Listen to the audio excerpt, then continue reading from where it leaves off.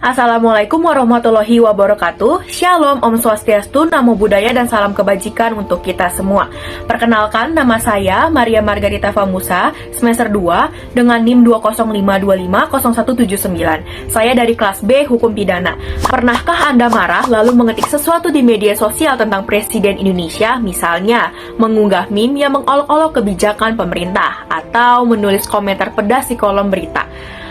Anda mungkin berpikir itu hak Anda sebagai warga negara dalam negara demokrasi. Tapi tahukah Anda, mulai 2 Januari 2026, tindakan seperti itu bisa membawa Anda ke penjara hingga 3 tahun. Nah, hari ini saya akan membahas salah satu topik paling kontroversial dalam hukum pidana Indonesia saat ini, yaitu tindak pidana penghinaan terhadap Presiden dan Wakil Presiden Republik Indonesia. Ini bukan topik baru, ia sudah ada sejak zaman kolonial Belanda, sempat dihapus oleh Mahkamah Konstitusi pada tahun 2006, dan sekarang ia muncul kembali dalam KUHP baru yang mulai berlaku tahun 2026. Kita akan bedah semuanya dari sejarahnya, putusan Mahkamah Konstitusi yang penting, perdebatan hukumnya, hingga apa yang perlu Anda ketahui sebagai warga negara. Nantinya di bagian akhir kita akan bahas perkara MK yang sedang berjalan sekarang dan bisa mengubah nasib pasal ini. Untuk memahami mengapa pasal penghinaan presiden itu ada, kita harus mundur ke masa kolonial.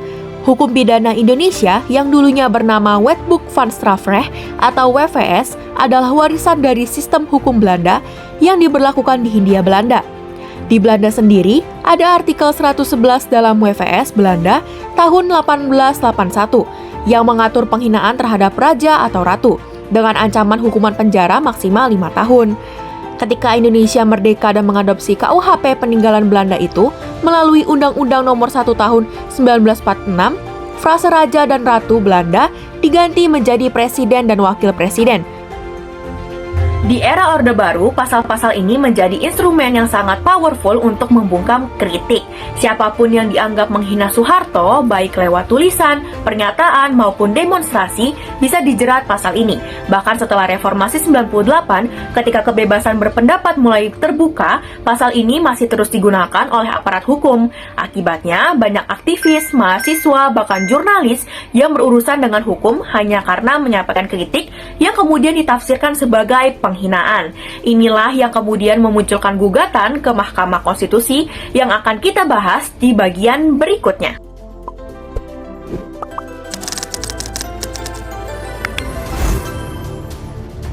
Pada tahun 2006, ada 2 orang yang berani menggugat pasal penghinaan presiden ke Mahkamah Konstitusi. Orang pertama yaitu Egy Sujana, seorang advokat dan aktivis. Ia dijerat pasal 134 KUHP setelah merebaknya isu dugaan pemberian mobil mewah Jaguar kepada Presiden Susilo Bambang Yudhoyono dan sejumlah pejabat negara. Egy yang vokal mempertanyakan hal ini dianggap telah menghina presiden. Orang kedua yaitu Pendapotan Lubis, seorang warga biasa. Ia ditangkap polisi karena menyebarkan spanduk yang berisi kritik terhadap kepemimpinan pemerintahan SBY JK. 2 orang ini mengajukan permohonan ke MK dengan nomor perkara 013-PUU-4-2006 dan 022-PUU-4-2006. Kemudian digabung dan diputus bersama. Argumen mereka sederhana tapi kuat. Pasal 134, 136 bis, dan 137 KUHP bertentangan dengan konstitusi. Khususnya jaminan kebebasan berpendapat dalam UUD 1945. Setelah melalui persidangan yang panjang, mendengar keterangan saksi, ahli, pemerintah, dan DPR, Mahkamah Konstitusi mengeluarkan putusan yang mengejutkan banyak pihak. MK menyatakan pasal 134, pasal 136 bis, dan pasal 137 KUHP bertentangan dengan UUD 1945 dan tidak memiliki kekuatan hukum mengikat. Apa pertimbangan MK? Ada beberapa poin penting yang perlu kita pahami. Pertimbangan yang pertama, prinsip persamaan di hadapan hukum. MK berpendapat martabat presiden dan wakil presiden berhak dihormati secara protokoler. Namun, itu tidak berarti presiden memiliki kedudukan yang lebih tinggi secara hukum dibanding warga negara lainnya. Presiden dan wakil presiden adalah pilihan rakyat. Mereka tidak boleh mendapat perlindungan hukum yang diskriminatif dibanding rakyat banyak, selaku pemegang kedaulatan tertinggi. Pertimbangan yang kedua, ketidakpastian hukum. MK menyatakan pasal-pasal itu menimbulkan ketidakpastian hukum. Mengapa? Karena batas antara kritik dan penghinaan sangat kabur dan rentan tafsir. Kapan sebuah pernyataan disebut kritik yang sah dan kapan ia berubah menjadi penghinaan yang dipidana. Tidak ada garis yang jelas. Akibatnya, pasal ini bisa dengan mudah disalahgunakan oleh aparat untuk membungkam siapapun yang berani mengkritik presiden. Selanjutnya, pertimbangan yang ketiga, hambatan impeachment. Ada pertimbangan yang menarik. MK berpendapat pasal penghinaan presiden justru bisa menghambat proses ketatanegaraan. Bayangkan, jika muncul dugaan pelanggaran berat yang dilakukan presiden dan memenuhi syarat impeachment, upaya untuk mengklarifikasi dan mempertanyakan hal itu bisa saja dipandang sebagai penghinaan terhadap presiden. Ini jelas berbahaya bagi demokrasi. Nah, mari kita lihat bersama putusan MK ini. Putusan ini disambut gembira oleh Egy Sujana. Ia langsung menyatakan akan menggunakan putusan ini sebagai alat bukti dalam persidangannya. Namun, perlu diketahui, putusan ini tidak diambil dengan suara bulat. Ada 4 hakim yang memberikan pendapat berbeda alias dissenting opinion. Mereka tidak setuju pasal-pasal ini dicabut. Dan yang penting, meskipun pasal 134 dicabut, bukan berarti orang bebas enaknya menghina presiden. KUHP masih punya pasal 310 hingga 321 tentang penghinaan terhadap kualitas pribadi seseorang, termasuk jika subjeknya kebetulan presiden.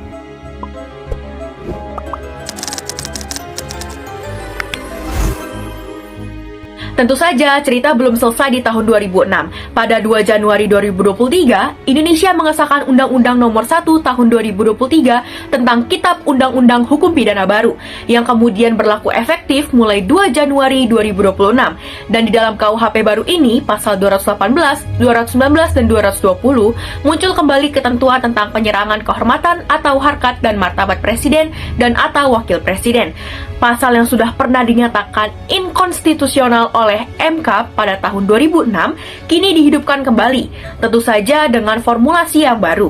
Lalu, apa bedanya dengan yang lama dan mengapa masih kontroversial? Mari kita baca pasal-pasal ini bersama.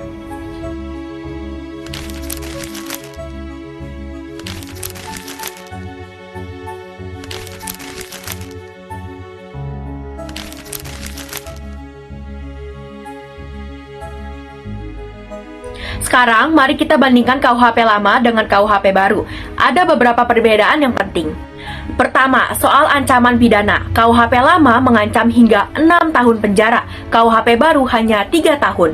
Ini jelas lebih ringan. Dampaknya, dengan ancaman di bawah 5 tahun, tersangka tidak bisa ditahan selama proses hukum berlangsung. Kedua, soal jenis delik. Ini yang paling krusial. Di KUHP lama, ini adalah delik biasa. Polisi bisa saja langsung memproses tanpa laporan terlebih dahulu dari presiden. Di KUHP baru, ini adalah delik aduan. Presiden atau wakil presiden sendiri yang harus mengadukan secara langsung agar kasusnya bisa diproses. Yang ketiga, ada pengecualian eksplisit. KUHP baru secara tegas mencantumkan bahwa tindakan yang dilakukan untuk kepentingan umum atau pembelaan diri tidak dipidana. Ini memberikan perlindungan bagi mereka yang menyampaikan kritik secara substantif. Yang keempat, ada pasal khusus untuk media sosial. Pasal 219 KUHP baru secara spesifik mengatur penyebaran melalui sarana teknologi informasi dengan ancaman lebih berat yaitu 4 tahun. Ini kontekstual dengan era digital sekarang. Pertanyaan terbesar yang selalu muncul, di mana batas antara kritik yang boleh dan penghinaan yang dipidana? Menurut Menko Hukum Yusril Iza Mahendra, ketika ditanya soal ini pada awal 2026, perbedaan antara kritik dan penghinaan sejatinya sudah dikenal lama dalam praktik hukum pidana Indonesia.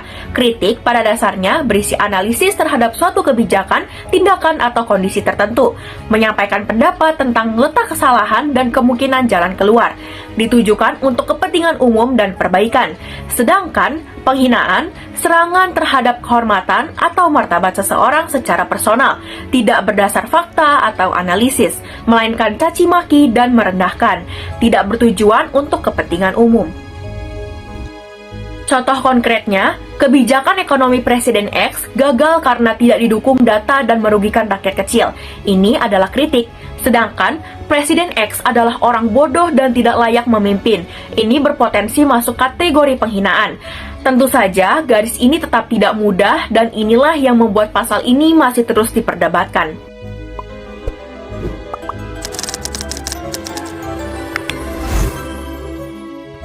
Kehadiran pasal 218 KUHP baru langsung memicu perdebatan sengit.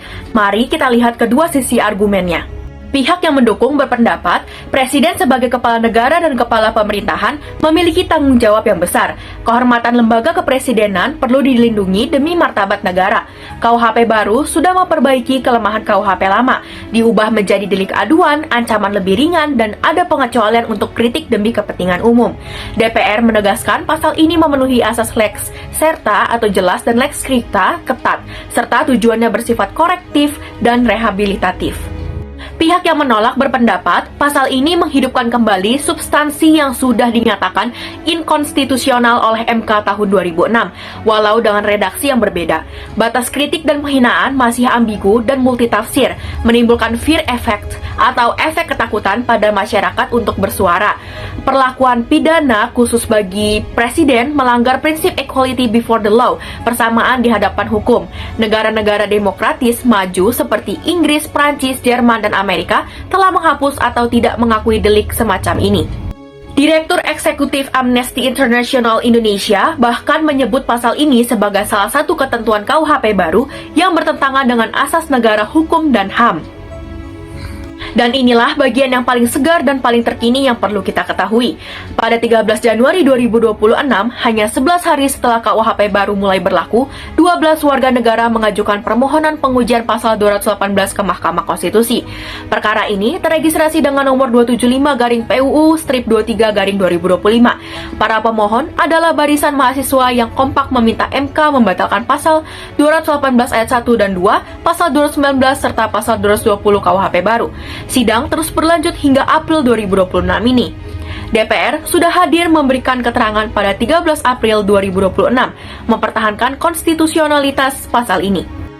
Argumen para pemohon, pasal 218 memberikan perlindungan pidana khusus kepada presiden atau wakil presiden, bertentangan dengan pasal 27 ayat 1 UUD 45 tentang persamaan di depan hukum. Pasal 218 menghidupkan kembali substansi yang sudah dinyatakan inkonstitusional MK pada 2006. Norma pasal ini menciptakan fear effect yang berpotensi mengkriminalisasi materi akademik, publikasi ilmiah, dan diskursus evaluatif terhadap kebijakan pemerintah. Pengecualian dalam pasal 218 ayat 2 tentang kepentingan umum bersifat ambigu dan tidak memberikan kepastian hukum. Sementara itu, posisi DPR, pasal sudah membedakan secara tegas antara kritik dan juga penghinaan. Pasal memenuhi asas lex serta dan lex scripta. Konstruksi yang berbeda dari KUHP lama membuat Presiden 2006 tidak relevan diterapkan langsung. Sebagai delik aduan, pasal tidak bisa digunakan sewenang-wenang oleh aparat tanpa inisiatif Presiden. Pertarungan argumen ini akan kita nantikan putusannya. Jika MK mengabulkan permohonan, maka pasal 218 akan gugur untuk kedua kalinya dalam sejarah Indonesia. Tapi jika MK menolak, pasal ini akan tetap berlaku dan menjadi bagian dari hukum pidana Indonesia modern.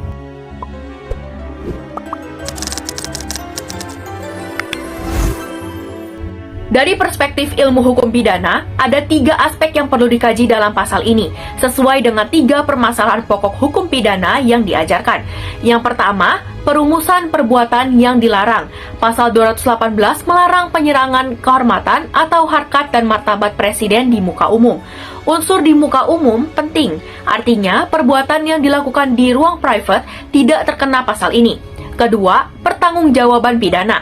Sesuai pasal 36 KUHP baru, seseorang hanya dapat dipidana jika ada kesalahan, baik sengaja maupun karena kealpaan. Untuk delik penghinaan, unsur kesengajaan adalah kunci. Ketiga, pemidanaan. KUHP baru menekankan tujuan pemidanaan yang lebih humanis, bukan sekedar balas dendam, tetapi perlindungan masyarakat sekaligus pembinaan pelaku. Lalu, bagaimana negara lain mengatur soal ini? Di Inggris, sejak tahun 2009, delik pencemaran nama baik dan penghinaan terhadap pemerintah dihapus dari ranah hukum pidana. Kini diselesaikan secara perdata. Di Amerika Serikat, Pencemaran nama baik dianggap sebagai resiko alami dalam demokrasi dan tidak diancam pidana penjara. Di Prancis, delik penghinaan kepala negara dihapus pada tahun 2013. Di Jerman, pasal serupa dihapus pada tahun 2017. Sementara itu, di Indonesia justru di 2026 menghidupkan kembali pasal ini. Ini menjadikan Indonesia bergerak ke arah yang berlawanan dengan tren global demokrasi. Namun, para pendukung berpendapat bahwa Indonesia memiliki konteks budaya dan ketatanegaraan yang berbeda. Penghormatan terhadap pemimpin adalah bagian dari nilai ketimuran dan perlindungan terhadap lembaga negara tetap diperlukan.